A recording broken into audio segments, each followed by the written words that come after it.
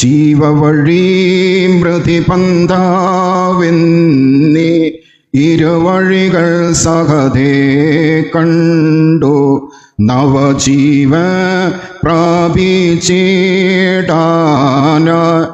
ഇടുങ്ങിയ വഴിയവ കാംക്ഷിച്ചു സാത്താനോടവരാടരാടി അവനെ ജയിച്ചവ ചൊല്ലുന്നു. ജീവന്റെയും മരണത്തിന്റെയും വഴികൾ അവരുടെ മുമ്പാകെ അവർ കണ്ടു. കർത്താവിന്റെ പരശ്രൂഷ കാലങ്ങളിൽ അരുളി ചെയ്തതുപോലെ ഇത് ജീവനിലേക്ക് സ്വർഗ്ഗത്തിലേക്കുള്ള വഴി ഇടുങ്ങിയതും ഞെരുക്കമുള്ളതാണ്. അത് ജീവനിലേക്ക് നയിക്കും. അത് വിശാലമായ ഈ ലോകത്തിലെ സുഖ അനുഭവങ്ങളുടെ പാത വീതിയേറിയതാണ്.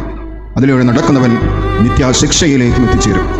ജീവന്റെ മാർഗം ഈ സഹതന്മാർ മുമ്പിൽ കണ്ടപ്പോൾ അത് ഞെരുക്കത്തിൻ്റെതെങ്കിലും അവർ അത് തിരഞ്ഞെടുത്തിട്ട് സാത്താനോട് പോരാടി.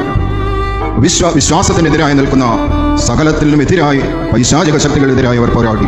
ദൈവനാമം എന്ന് ഏറ്റവും മഹത്വമുള്ളത് അവനിലൂടെ മാത്രം രക്ഷയെന്ന് ആ വിശുദ്ധർ സാക്ഷിച്ചു. ദൈവത്തിൻ്റെ പ്രസാദം അവർ നേടി. ഈ കാര്യം നമുക്ക് മാതൃകയാണ്, മാർഗദർശകമാണ്. അതുപോലെ തന്നെ ആ വിശുദ്ധന്മാരുടെ മധ്യസ്ഥതയിൽ നാം അഭയപ്പെടുമ്പോൾ, പ്രാർത്ഥിക്കുമ്പോൾ, അവരോട് നാം അഭ്യർത്ഥിക്കുമ്പോൾ അവരുടെ മധ്യസ്ഥത നമുക്ക് കോട്ടയും താങ്ങും തണലും ആയി ഭവിക്കുകയും ചെയ്യും.